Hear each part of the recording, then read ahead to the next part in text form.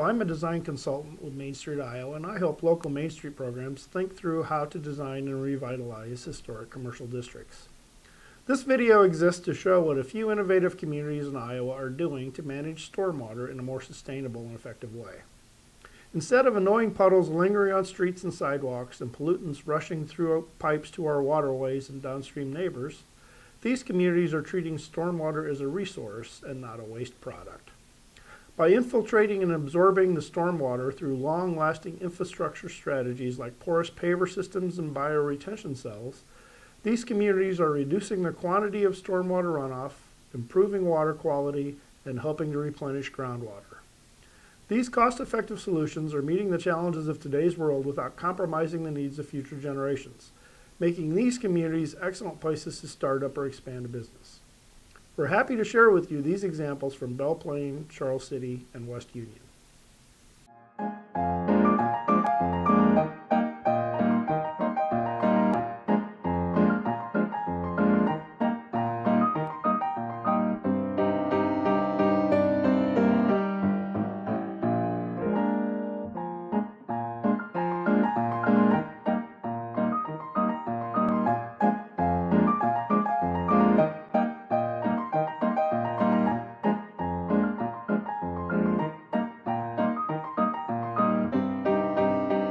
Reality of it is that I was at a downtown summit in Charles City when the green initiative and sustainability, a term that I struggle with all the time, came forward, and at the same time our architect was there with RDG Planning and Design.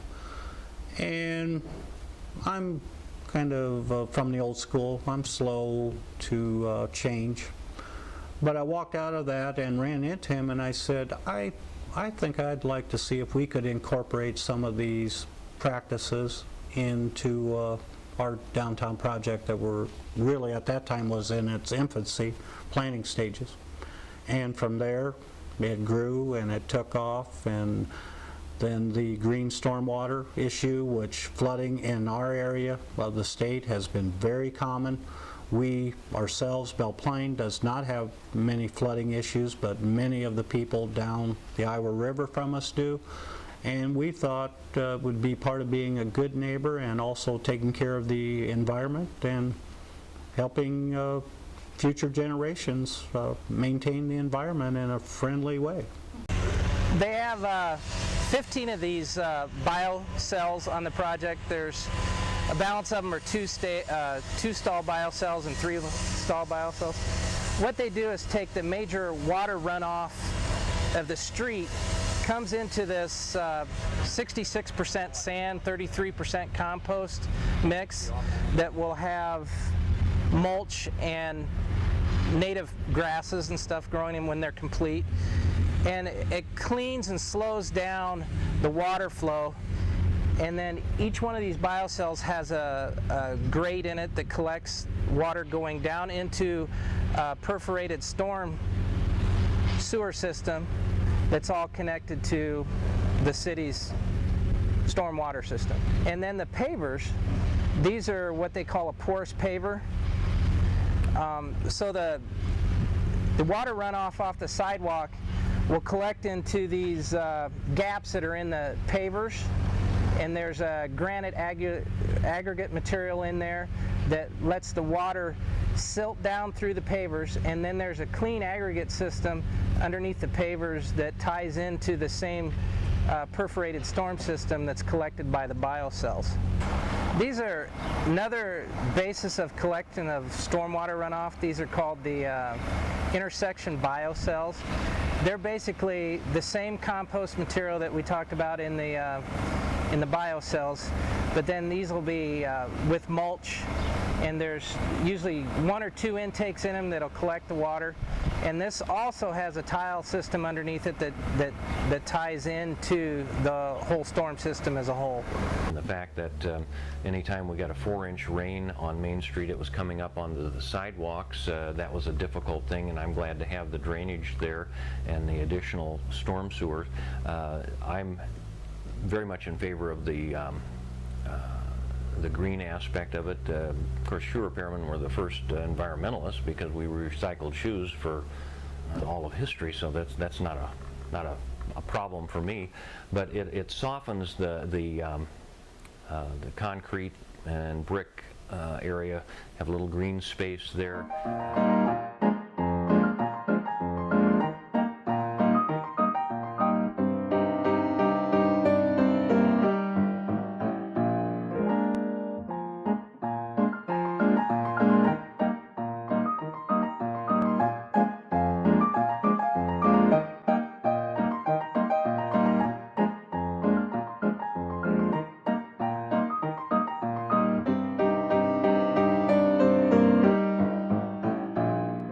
The streetscape project in Charles City in our residential neighborhood really started, I think, with some education that was brought to us through our participation in the Main Street Iowa program.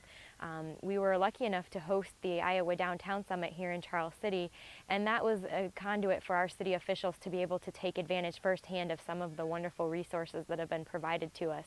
And I think through some of the things they picked up during that session really springboarded their actions into learning more about some of the sustainable practices and historic preservation practices that have benefited our residential district and our downtown. Well, it's about a 16 to 17 block area. It's permeable paving. We have cobble infiltration areas on the corners, and we also have amended soil behind the curbs, and that's so when the water runs off of the lawns, it is caught behind the curbs and infiltrates rather than going into the road. Also at alley areas, we paved back about 10 feet so that we didn't get gravel into the roads, and we've got grates to allow water to infiltrate there. Well, I think under the pavers, everywhere, there's at least 2 foot of rock. And then there's a gradual grade on the bottom of the soil that leads to a deeper trench. And that trench goes down. It varies from area to area depending on the soil, but down to basically a sand layer where the water will infiltrate very easily. They put a fabric around the whole structure. And anybody who knows an old brick road, you know they'll get wavy and bumpy. The fabric makes the road act as a unit, so that's going to keep it from getting that wavy appearance that a brick road used to get. There is a possibility that, if we have a lot of rains or days after day after day, that this rock area that holds the water will fill up. If that happens, there's a perforated pipe in that trench and it will take the water to the stormwater system. But in general, this area will take over a 100-year rain and still have no water going to the stormwater system. So, on top of that deeper rock layer, we have smaller rock, and that's about 6 inches, and that serves as a base for the pavers. Okay, great.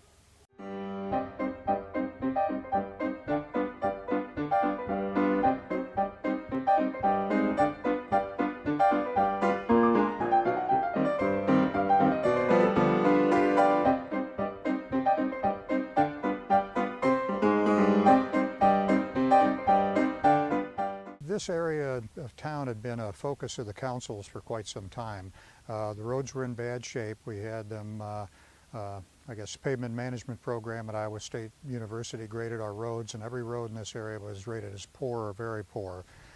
We had a lot of localized ponding and flooding, and that's because the stormwater system was undersized, or in some parts of this area we didn't have a stormwater system. That this area had the problems of the bad road and the stormwater that the systems would address, and we also knew that this area had a lot of sand which would allow water to infiltrate easily.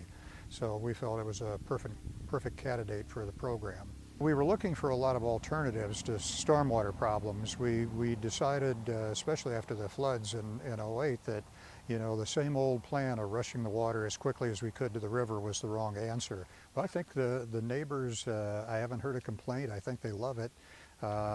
In the winter, I know when we'd have some of those days where we'd have a thaw and then a refreeze, the water here would infiltrate into the pavement. So this pavement area, I think, was actually in better condition than the other roads during the winter. It's been so popular that I have people in other parts of town wondering when we can do that in their area. So I think we're thrilled with it. We don't have the ponding or the localized flooding that we used to have. I know one of the residents told me that she lost her mosquito ponds that she always had in front of the house. So far, I'd say we're thrilled. In the spring, we get started by sweeping, and just like any other street in town, we sweep this area probably 3 to 4 times a year. Come through in the fall and pick up all the leaves, and we have a leaf collection that we do, and we use basically the vacuum to clean up the biggest area of it. There is a higher upfront cost, but they anticipate that this road will last maybe 10 years longer than a concrete road. And also a concrete or an asphalt road, probably after 10 or 15 years, you're going to have to start doing some types of repair and maintenance, you know, crack sealing and that kind of thing.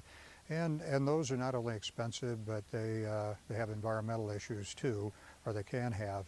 In this case, you know, we don't have to do that type of maintenance. So we're hoping that the life cycle cost is going to be less expensive.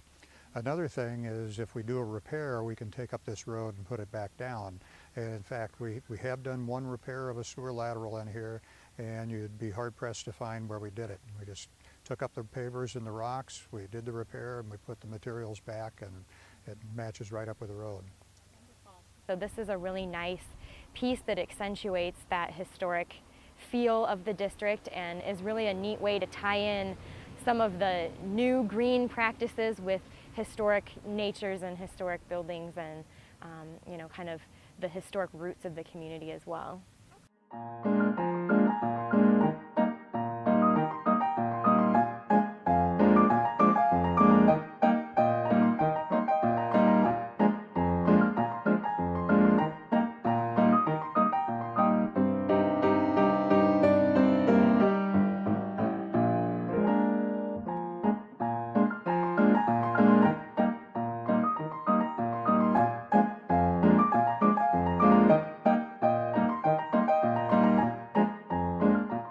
Currently don't have a stormwater utility, but there are a lot of areas around town that could certainly use some help as far as stormwater retention and drainage issues throughout town.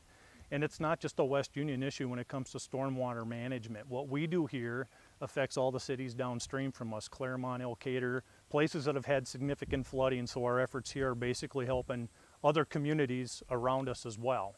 What we're looking at today is it's an example or a demonstration project to show sustainability features that were going to be applied to our street project. As you see, there's a rain garden, rain barrels, and then I also used recycled or composite boards for all the entryways back here.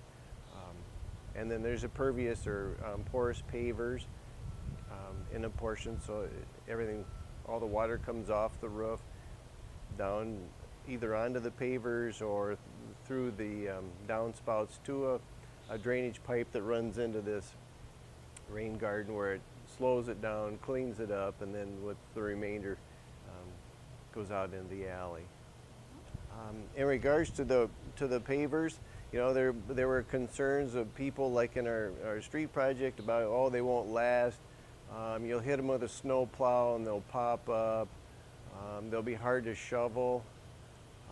For me, it's very easy to shovel. In the wintertime, the sun hits and it actually melts more easy than regular concrete. So it was just fine. I've enjoyed it. The downtown business district of West Union had no real stormwater discharge system. Everything ran downhill to a low point in the street, and we had several blocks that all ran to one point, converged, fairly large flow that discharged pretty directly into a cold water trout stream just below town.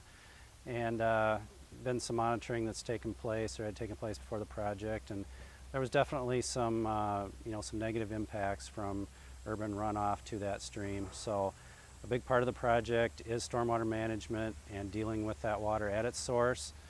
Yeah, rain gardens is another important feature of the stormwater management of the project, and we are placing those strategically at intersections and in the mid-block areas to pick up any runoff that, say we get a real heavy rainfall and the paver system doesn't quite collect all that or send it underground, we'll have some surface overflow.